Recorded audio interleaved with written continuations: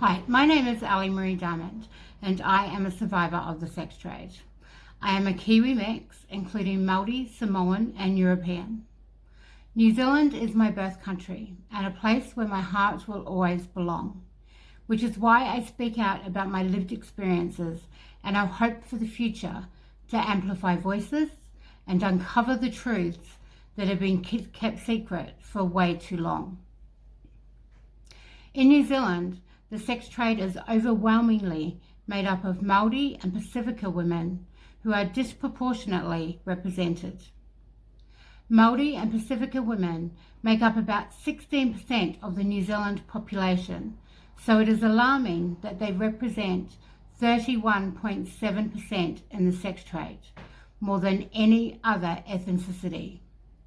They are paid the least in New Zealand and are at high risk of experiencing violence and abuse and are brought from the most dangerous settings such as on the streets, lower-end unregistered massage parlours. Both are more likely to enter the sex trade under the age of 16 due to poverty and other factors more than European. Already we have heard stories of Māori and Pacifica children as young as 9 being sold on the streets and even being sold in massage parlours. The majority of women in the sex trade who have been murdered have also been women of colour. There is a clear divide between white and coloured in New Zealand, with European men being at the forefront of exploiting those of colour. The sex trade and exploitation is so normalised in New Zealand that the media quite often minimises any abuse or violence reported by those in the sex trade, especially of children. They refer to them with terms like the victim's boyfriend. The media minimises this abuse instead of focusing on the grooming, coercion, trafficking and exploitation they experience. This is most disappointing and frustrating, as just like sexual abuse, rape and domestic violence were taboo subjects that no one wanted to hear about, the violence, racism and discrimination against women and children of colour in the sex trade is now also being swept under the carpet. Most recently, 5 men were arrested in relation to underage sex trafficking in Northland, a rural region in New Zealand. They faced charges under the Prostitution Reform Act, but due to the inadequacy of New Zealand's prostitution legislation, Marcus Barker, the first of the 5 men to be sentenced, received only 12 months home detention for the charge of unlawful sexual connection with a 15-year-old, receiving sexual services from her and arranging for her to supply sexual services. His sentence sets the tone for subsequent sentences relating to the case, as they must be consistent. One of the other unnamed men at the centre of this continues to be referred to as the victim's boyfriend by local media, ultimately minimising the situation to a technicality surrounding age rather than one of prolonged grooming, predation and exploitation. Our rural areas are most at risk of trafficking and exploitation. They are our most vulnerable, majority coloured, living in poverty, family violence, abuse, lack of education, lack of resources.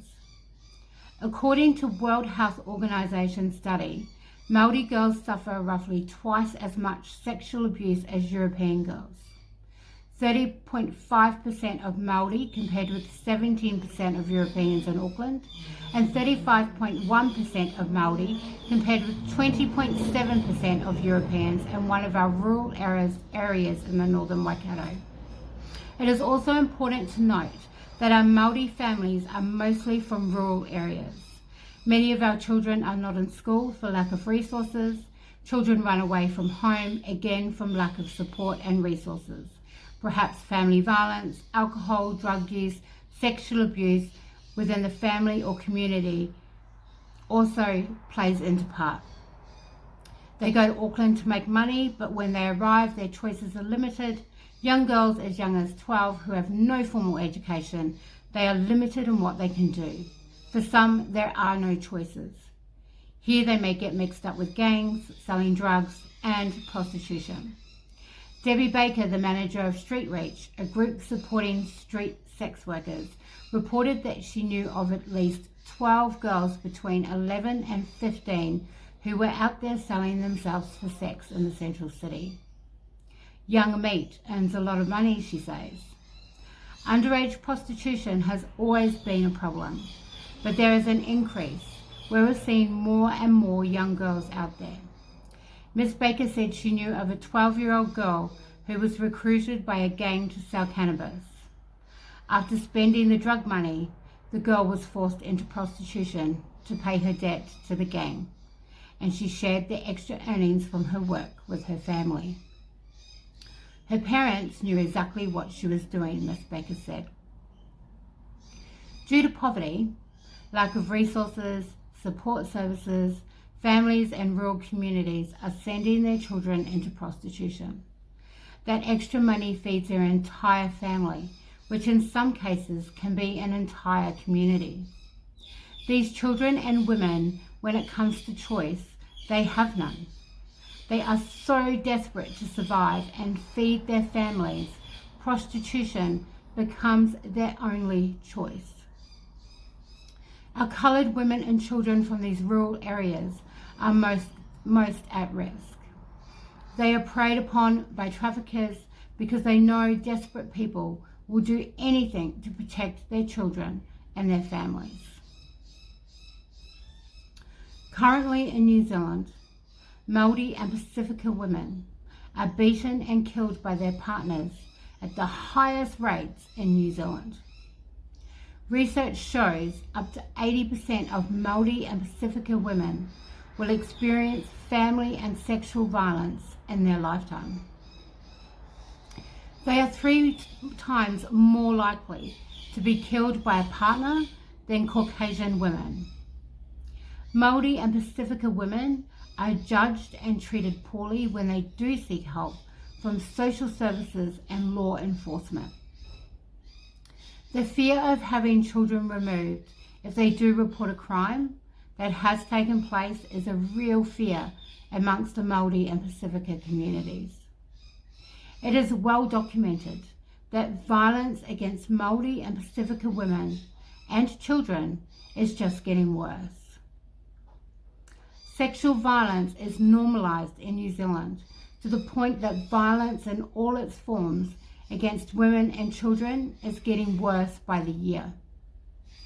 Community leaders, media are all asking, why? Why is New Zealand more violent than other countries?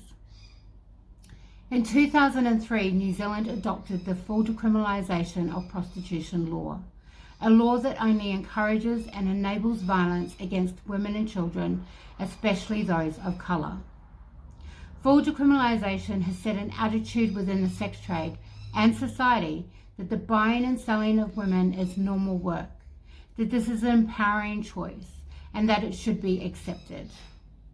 It has been 20 years since the Prostitution Reform Act was passed into law in New Zealand, and it continues to fail women, particularly Māori, Pacifica and Indigenous women, and those experiencing poverty, homelessness, family violence and domestic violence. Full decriminalisation has normalised violence against women and children. It has enabled and encouraged violence against women and children rather than reducing it.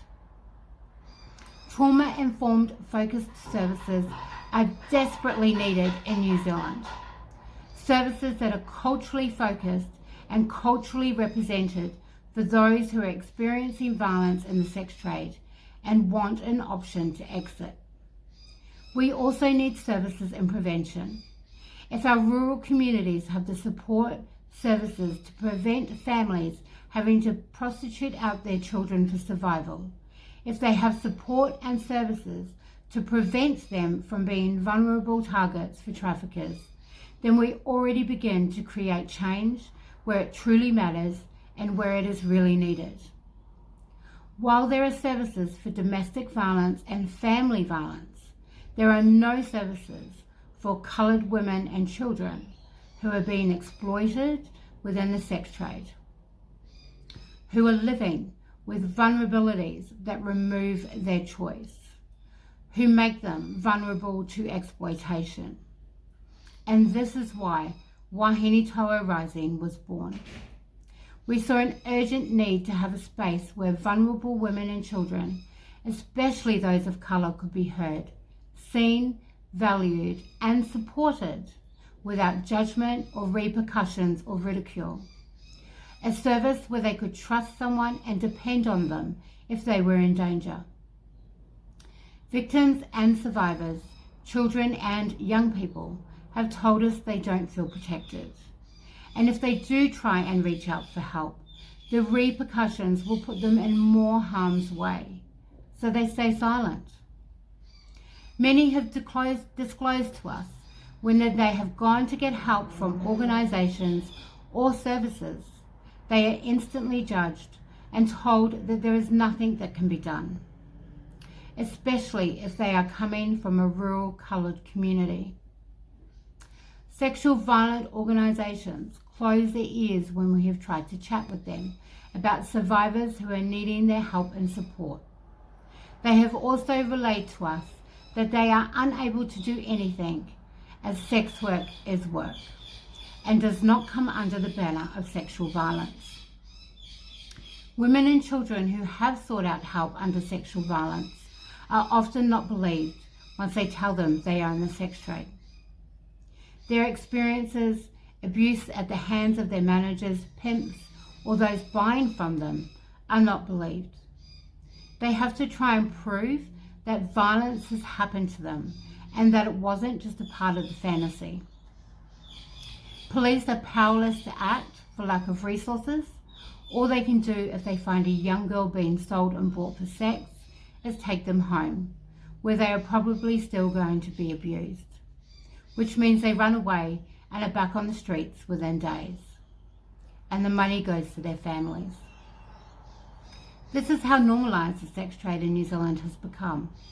So normalised that no one is listening to our most vulnerable, disadvantaged women and children who are mostly of colour. It is my hope that by sharing my heart and my own lived experience as a coloured woman in the sex trade, that I can begin to create change, not only throughout communities, but also within government. Until full decriminalisation is reversed, the violence in New Zealand against coloured women and children will keep increasing and getting worse. If these perpetrators can get away with violence without any repercussions, they will only continue to do it, while also pushing the boundaries to see how far they can go. You know, it scares me. It scares me to think of how many more lives will be lost at the hands of men because governments and society are too afraid to speak up. Bella Tupania was a young Māori mum who had tried to leave the sex trade many times, but there were no services or support to help her. Then one day she went back. She was killed, and now her daughter grows up without her mother. Reading her story reminded me of something. That my own experiences will only control me if I let them. That the perpetrators who beat me, abused me, violated me, will only win if I stay quiet. It was at this moment that I truly found my voice and began to discover ways to amplify my heart and my own voice. That I was completely certain that I was on the right path in my life. Many times I've wanted to walk away. As memories begin to resurface, emotions begin to hold me down. But it is Bella's face that I remember, her story that I cherish, and her murder that reminds me if I stay silent, then nothing changes and more lives will be taken. So I find ways to grow, and I connect with others who are also on this journey of change. So I can learn, so I can become stronger, more informed, wiser, louder, and more disruptive. Someone once told me that I needed to be the change that I wanted to see in the world. So every day I do my best to learn, grow as a mum, a woman, a survivor, a leader that will shine so bright that others who live in the darkness will be able to find their way out. A mum who will leave a legacy behind that fighting for what is right will always be the path of hope and freedom. Wahine Toa Rising was created from a dream that I had to make an impact in the lives of our vulnerable women and children of colour whose voices and hearts were not being heard. Wahine Toa Rising has been running as a non-incorporated organisation since 2019, and during that time we have supported over 100 women and children being exploited in the sex trade. We have shared our experiences, our hearts, at many events in government and communities. But what is even more exciting is that in 2019, we began with 2 survivor voices, and now we have 10. For without survivor voices, testimonials, books, and journeys, our fight would be empty. They are the heart of this fight. They and the thousands of women and children, especially those of colour, living in this torture every moment of every day and night. We speak out to prevent anyone from having to live in the torture chamber we have, and still at times do. Because even though we have exited this life, the memories, the feelings, the emotions, they still linger around us as if we have been cursed. Speaking out can trigger us back to those times, can cause us to feel the feelings that we felt, can cause us to feel as though we are still there experiencing the abuse, torment, torture, and paid rape. It is important that when you hear survivors share their truth, you celebrate them, you hear them, you see them, you value them, as they sacrifice their own emotional, physical, mental, and spiritual health for the freedom of other women and children. Wahine Toa Rising would not exist without our courageous survivor leaders. They come together for a common cause, and that is to end the exploitation of our most vulnerable. This year, we have made steps to become incorporated, as we come together to give hope, create awareness, and be the best we can be to end violence and exploitation against women and children in our rural communities. Survivor-led organisations are imperative to this change. As a woman in the sex trade in New Zealand, when I needed help, no help came. When I cried out, no one heard my voice. It is our mission to make sure that those voices today are heard and the help that is sought will be given. As in the words of Marianne Williamson, and as we let our own light shine, we unconsciously give other people permission to do the same. Wahine Toa Rising, alongside our survivor leaders, is that light. Thank you.